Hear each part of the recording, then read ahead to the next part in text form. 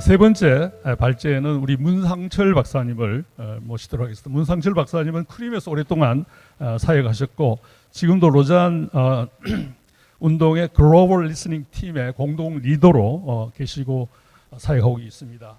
문상철 박사님은 트리니티에서 PhD를 선교학 박사를 받으셨습니다. 주제는 글로벌 복음주의 선교를 위한 7가지 도전 제3차 경청 프로젝트의 결과를 우리 박수로 맞이하겠습니다. 박수하겠습니다. 예. 네. 네, 여러분 안녕하세요. 반갑습니다. 오늘 이렇게 선교계의 원로 지도자들 또 이렇게 한참 중요한 역할을 하는 또 대표 되시는 분들도 많이 오셨고 그래서 귀한 자리가 된 것 같아서 감사드립니다. 제가 이렇게 오늘 나눌 내용은 제 지난 3년 동안 로잔 운동에서 글로벌 리스닝 팀을 일본인 선교학자 에이코 타카미자와 박사님과 함께 이끌어왔습니다. 그래서 우리 팀원들은 세계 여러 권역을 대표하는 그런 분들이 모여서 팀을 이루어서 로잔 4차 대회를 위한 다양한 의견을 경청하고 전달하는 그런 역할을 지난 3년 동안 해서 3차례의 경청 프로젝트를 진행을 했고 또 이제 가장 최근에 3차 보고서까지 내어서 총 3개의 보고서를 내었습니다. 그 내용은 1, 2차 보고서는 이미 로잔 웹사이트에 올라가 있고요. 3차 보고서는 아마 이번 주 중으로 로잔 웹사이트에 올라가 있는데 로잔 웹사이트에서 검색하실 때는 리스닝이라고 이렇게 설치를 하시면 리스닝 프로젝트의 보고서들이 올라가 있습니다. 또한 최근에 결정되기로는 1, 2, 3차 보고서가 다 로잔 오케이저널 페이퍼로 정식 출판이 되어서 또 보존이 되기로 그렇게 결정이 되었습니다.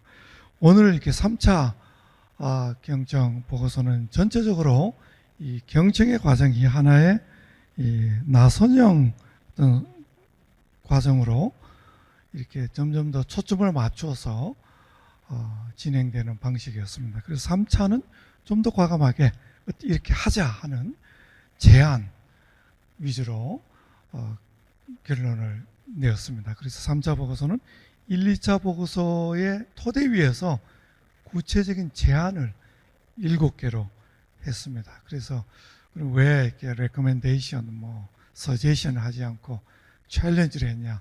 좀 더 강한 톤으로 권유하고 결의를 다지기 위해서 도전이라는 챌린지라는 표현을 썼습니다.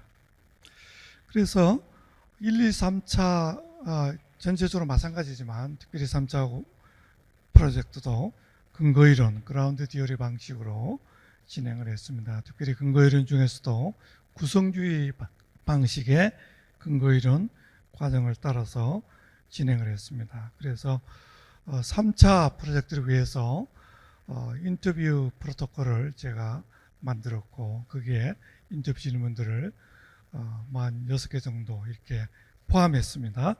그 질문들을 가지고 우리 연구원들이, 우리 팀원들이 자기 권역에서 인터뷰를 진행을 했습니다. 그래서 전체 세계 7개 권역 또 14개 국가에서 총 22명의 복음주의 지도자들을 인터뷰를 했습니다. 1차 경청 프로젝트는 영어로 진행이 되었기 때문에 제가 자세하게 읽어봤을 때 좀 이렇게 영어로 표현을 정확하게 못하는 그런 좀 언어 장벽을 좀 느꼈습니다. 그래서 2차 프로젝트부터는 자기 모국어로 인터뷰를 진행을 하고 그 녹취록을 영어로 번역해서 저에게 보내도록 그렇게 작업을 했습니다. 데이터 분석 역시 1, 2, 3차 제가 주도로 엠비보라는 소프트웨어를 사용해서 분석을 했습니다. 그리고 보고서 초안도 1, 2, 3차 제가 또 초안을 작성을 해서 우리 팀원들이 검토해서 자기 지역 상황의 인터뷰 내용을 잘 전달하고 요약하는가 하는 것을 점검하는 과정을 거쳤는데 크게 수정사항 없이 그렇게 전체적으로 합의가 되어서 완성이 되었습니다.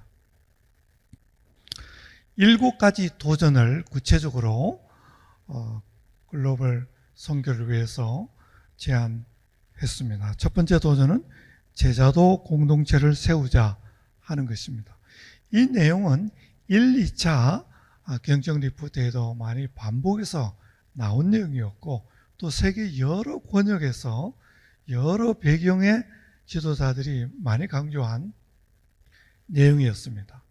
그래서 제자도의 중요성 이렇게 많이 보편적으로 강조가 되었는데 3차 경청 과정만 해도 12개국에서 17명의 복음주의 지도자들이 제자도의 중요성을 강조했습니다.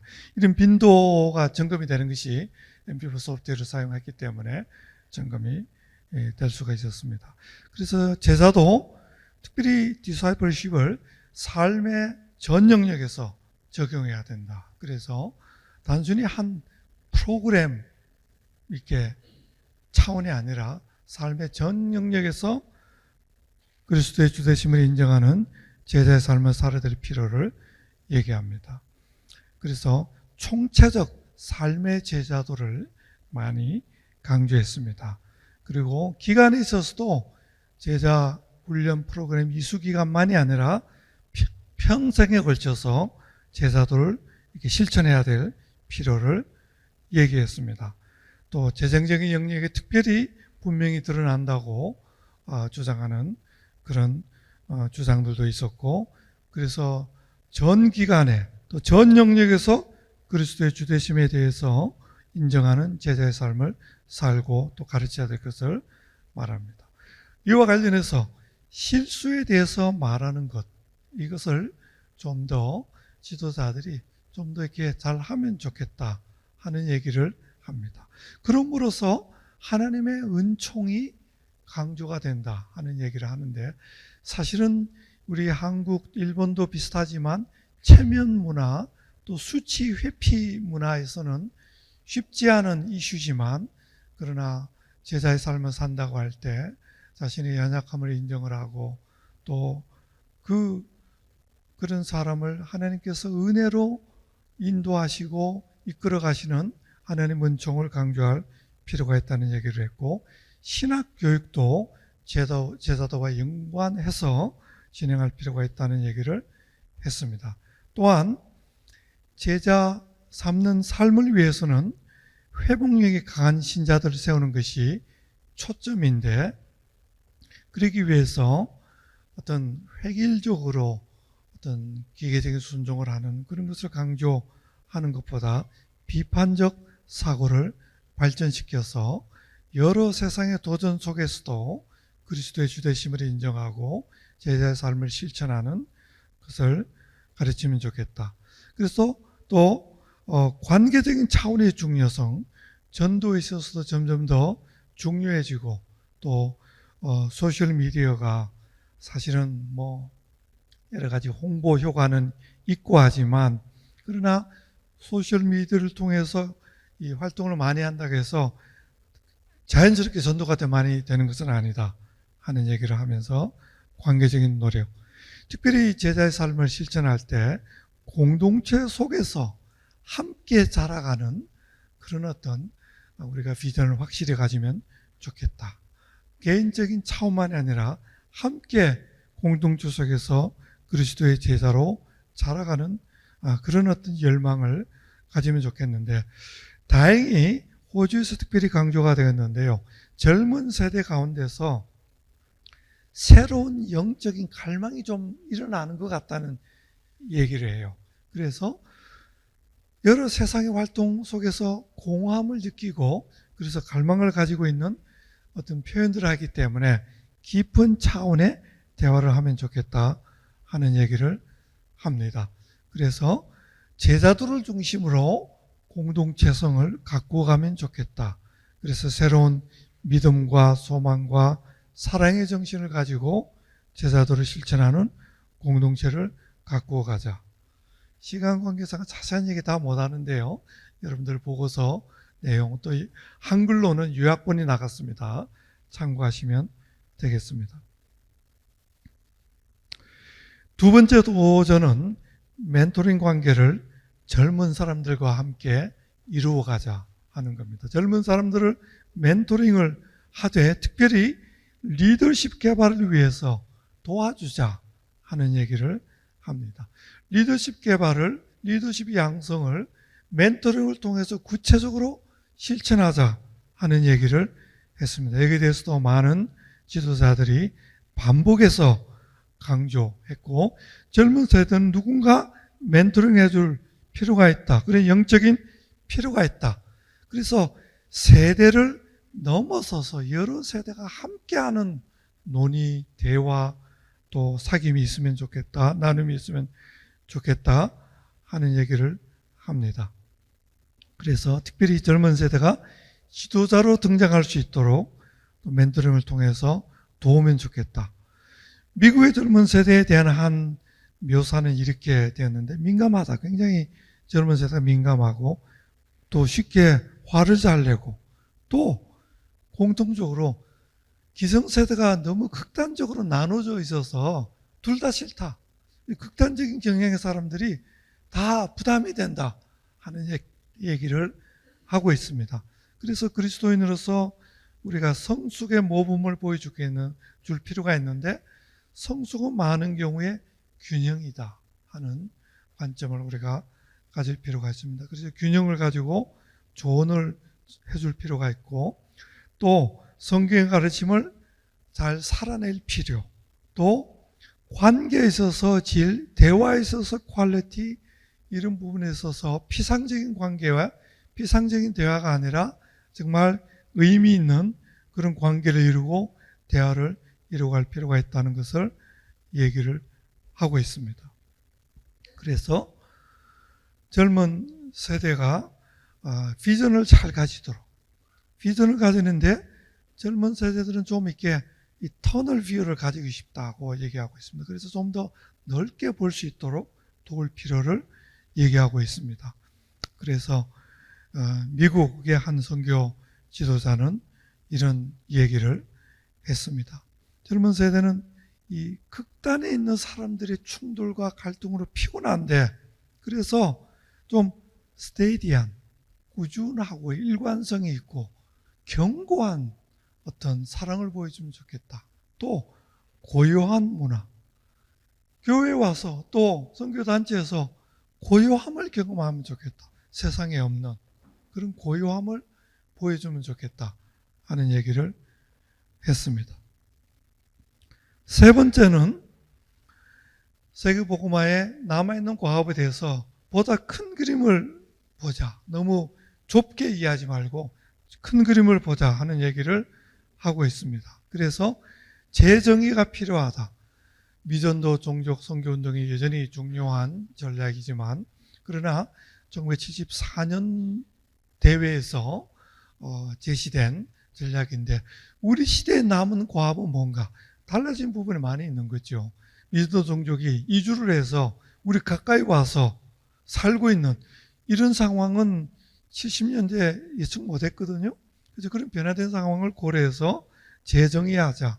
그래서 본질적으로 대유임령의 과제는 분명하지만 그 대상이 되는 사람들 우선순위에 대해서 재정의할 필요가 있다 하는 얘기를 하면서, 특별히 인근 문화에서 가지고 있는 기회를 우리가 잘 살리자 하는 얘기를 합니다. 그래서 좀 더 포괄적으로 접근을 해서 우리가 좀 더 전체 그림을 볼 수 있는 그런 노력을 하면 좋겠다고 얘기를 했습니다.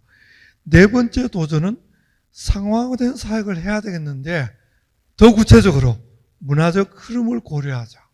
상황화된 사역을 할 때 옛날 책들을 보면 다 전통문화, 전통세계관 위주로 상황화 논의를 많이 했습니다. 그러더니 젊은 세대하고 안 맞는 거죠. 그래서 젊은 세대의 문화적 흐름을 고려한 상황화를 하자 하는 것을 많이 강조했습니다. 그래서 상황화가 여러 영역에서 진행될 필요가 있다 얘기를 하고, 또 회중의 실제 삶에 적용되는 상황화가 되면 좋겠다 하는 것을 얘기했고, 사람들의 실존적 질문, 내부자적 관점에서 잘 이해하면 좋겠다. 또 교회가 가지고 있는 어떤 성적인 이슈에 대해서 젊은 세대는 어떻게 생각하는지 한번 우리가 파악해 보면 좋겠다는 제안도 있었습니다. 그러면서 상황화에 있어서도 극단적인 혼합주의 경향이나 아니면 무상화의 어떤 근본주의 관점을 극복하면 좋겠다. 그래서 요즘 세대에 맞는 훈련 프로그램도 상황에서 잘 제시하면 좋겠다 하는 얘기를 했습니다. 다섯 번째로는 귀를 기울이자. 귀를 기울이자. 제가 로잔에서 이 역할을 부탁했을 때 다른 역할을 했으면 제가 쉽게 안 했을 것 같아요. 근데 지도자들이 귀를 기울이기 위해서 좀 체계적인 리스닝 프로젝트를 하기 위해서 시간을 내달라 해서 제가 헌신을 했습니다. 그래서 정말 지도자에게서 귀를 기울이는 것이 중요하다고 말할 수 있는데 사실 모두가 다 마찬가지입니다. 사역자들이 다 귀를 기울여야 된다고 생각을 합니다. 특별히 사역적인 재조정, 리컬리브레이션을 위해서 귀를 기울이면 좋겠다 하는 얘기를 합니다. 그래서 문화의 흐름에 대해서 파악하자. 사람들에게 귀를 기울이자. 그래서 귀를 기울여야 현실적인 판단을 할 수 있다. 혁신도 귀를 기울일 때 우리가 인사이트를 얻게 된다. 혁신도 관계 회복을 통해서 많이 이루어진다. 양성평등 이슈, 여기에 대해서 여성 안수에 대해서는 의견 차이가 있을 수 있지만, 그러나 여성의 목소리 귀를 기울이고 또 존중해야 된다는 것에 대해서는 글로벌하게 많이 의견이 공유가 되었습니다. 그래서 경청하는 것이 우리의 기본적인 자세가 돼야 되겠다. 사역자로서 파시처가 돼야 되겠다. 경청하는 자세, 또 계속해서 사람들의 의견에 귀를 기울일 뿐만이 아니라 하나님의 음성에 귀를 기울이는 그런 노력이 함께 있어야 되기 때문에 기도 운동이 계속 더 활발하게 일어나야 되겠다. 또 기도도 귀를 기울이는 기도도 많이 하면 좋겠다 하는 얘기를 했고, 로잔 운동을 위한 제안들도 있습니다. 참고하시면 좋겠고요. 여섯 번째 도전은 고통받는 사람들을 돌보는, 케어하는데 교회와 공동체들이 앞장서자. 특별히 정신건강의 이슈에 대해서 좀 더 관심을 가지고 전문적으로 대처하자. 이 혼란스러운 세상에서 재난도 많이 발생하고 여러 고통들, 사람들이 여러 고통스러운 이슈들을 이렇게 안고 살아가고 있는데, 초고령화 사회에서 노인들에 대한, 시니어에 대한 어떤 돌봄, 또 여러 장애인에 대한 돌봄, 이런 것들을 이렇게 고려하되 정신건강 이슈, 어린 아이들뿐만 아니라 또 시니어층뿐만 아니라 다양한 연령대에서 정신건강 이슈, 특별히 디지털 세대가 어쩌면 더 많이 경험하고 있는지 모른다 하는 것을 이렇게 생각하고 제자로서의 삶을 실천하는 데 있어서도 고통의 상황을 외면하지 말아야 된다. 그래서 치유와 회복을 위한 전문성을 더 많이 기르면 좋겠다. 일곱 번째 도전은 하나님의 사랑. 사람들의 사랑이 조건이 있고 한계가 있지만 하나님의 무한하신 무조건적인 사랑에 대해서 그 사랑으로 살아낸 얘기, 극복한 얘기, 이겨낸 얘기를 스토리텔링 하자. 그래서 이 점을 많이 강조했습니다. 십자가의 메시지를 강조하고 예수 그리스도를 통한 하나님의 사랑 안에 세상 문제, 인간의 문제에 근원적인 대답이 있다. 그러면서 지적하고 있는 부분이 특별히 루마니아에서 강하게 지적됐는데, 설교와 이 교회 또 지도자들의 가르침이 죄책감을 많이 일으키는 그런 가르침을 너무 많이 하는 거 아니냐. 죄책감을 많이 결과적으로 가지게 되는 선포를 많이 하니까 사람들이 이렇게 눌려서 회피하지 못하고, 그러니까 전도하고 싶지도 않은 거 아니냐. 자기가 기쁘고 즐겁고 감사하고 감격해야 그 은혜의 복음을 증거할 텐데 너무 눌려있지 않은가 하는 얘기를 하면서 우리가 하나님의 사랑을 많이 얘기하고 우리의 신앙의 이야기, 성경의 스토리가 나의 스토리가 된 이야기를 많이 얘기하고 이것을 통해서 우리가 새롭게 그 과정을 통해서 발견한 새로운 정체성, 예수 그리스도 안에 있는 새로운 정체성을 많이 심어주는 그런 노력을 하면 좋겠다 하는 얘기를 합니다. 시간상 이렇게 정리를 하면요.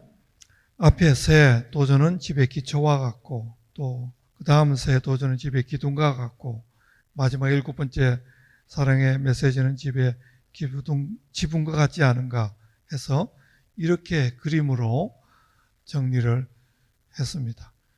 지도 교수님이 이렇게 항상 그림으로 설명을 잘 하셨기 때문에 이렇게 항상 그런 도전을 많이 하신 분이었습니다. 그래서 그림으로 요약을 해봤습니다. 사랑으로 이렇게 풍파와 비바람과 이렇게 외압과 압력을 이렇게 덮어주는 그런 메시지를 많이 전해야 되는 시대가 아닌가.